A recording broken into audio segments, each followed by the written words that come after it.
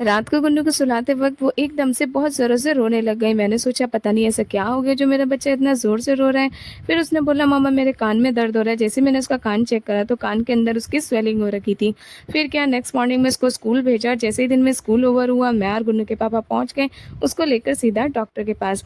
ये हमारे यहाँ पर चाइल्ड स्पेशलिस्ट है और ये बच्चों को काफ़ी अच्छे से हैंडल करते हैं। उनकी प्रॉब्लम्स को खुद ही बच्चे उनसे शेयर करते हैं। और फिर गुन्नू ने बोला कल मेरा बर्थडे है, तो इसी बात पे डॉक्टर ने उसको 2 कैंडीज़ दी।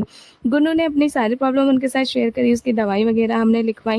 और यहाँ पर एक ये क्यूट सा बेबी भी आ रखा था जो मेरे साथ खूब अच्छे से घुल-मिल गया था। छोटे से बच्चे से बातें करके और गुन्नू की दवाई वगैरह लेने के बाद हम लोग पहुँच गए थे ग्रोसरी शॉप पर।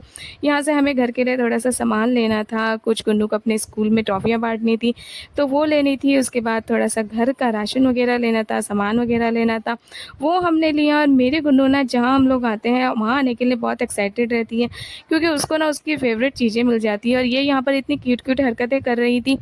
और इन मैडम की इतनी क्यूट-क्यूट हरकतों से ना यहाँ का स्टाफ भी इसके साथ खूब घुला-मिला हुआ है, खूब सब इससे बातें वगैरह करते हैं। अब जब भी हम यहाँ पर ग्रोसरी का सामान लेने आते हैं तो इन मैडम का माइंड सेट रहता है कि कुछ तो एडिशनल मुझे लेना है। और आज इन्होंने डिमांड करी कि मेरे शूज़ के लिए पॉलिश ले लीजिए। हमने कहा घर पे रखा है, लेकिन इतनी ज़िद करने लग गई थी कि फिर इसके पापा ने शू ब्रश ले लिया। फिर जैसे ही हम दूसरे काउंटर पे आए वहाँ से हमने थोड़े से मसाले वगैरह लिए। और यहाँ पे ये मैडम जी इतना डांस कर रही थी, कोई कह सकता है कि इसके कान के अंदर प्रॉब्लम है ये जो इतना डांस कर रही है। सारी शॉपिंग वगैरह करके मैंने गुन्नू के पापा से कहा आप घर चले जाइए, क्योंकि हाथ में काफ़ी सारा सामान हो गया था और गुन्नू को भी काफ़ी देर हो गई थी बाहर निकले हुए। फिर वो चले गए थे घर और मैं आ गई थी एक टॉय शॉप पे, जहाँ पर काफ़ी अच्छे-अच्छे रीज़नेबल प्राइस पे टॉयज़ मिलते हैं।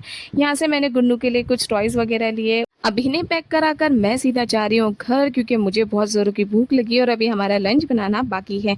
यहाँ से जाके लंच बनाऊँगी, लंच वगैरह करने के बाद अभी हमें फिर से मार्केट जाना है, वो क्यों आगे वीडियो में बताती हूँ। अब जैसे ही मैं घर पहुँची तो घर जाते ही मुझे गुन्नू और ओजू दोनों साथ में मिल गए। ओजू गुन्नू की बेस्ट फ्रेंड है, वो भी घर पे आ रखी थी।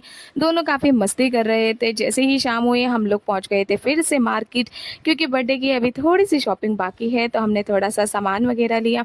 और हमेशा की तरह हम जहाँ से केक लेते हैं हम लोग वहाँ पर आए थे, क्योंकि यहाँ पे हमें एगलेस केक ईज़िली मिल जाता है। यहाँ पे इन्होंने भैया ने हमें काफ़ी सारे डिज़ाइन वगैरह दिखाए, लेकिन गुन्नू के पापा ने कहा हमें कुछ सिंपल चाहिए, तो उन्होंने हमें थोड़े से सिंपल डिज़ाइंस भी दिखाए, तो उनमें से हमने कुछ फाइनल करे। फाइनली हमें जो पसंद था वो फाइनल करने के बाद हमने अपना पेमेंट वगैरह करा। फिर हमें थोड़ा-सा डेकोरेशन का सामान भी लेना था, वो लिया। फिर भैया ने हमें टोटल बताया, उसकी बिलिंग वगैरह डन करी।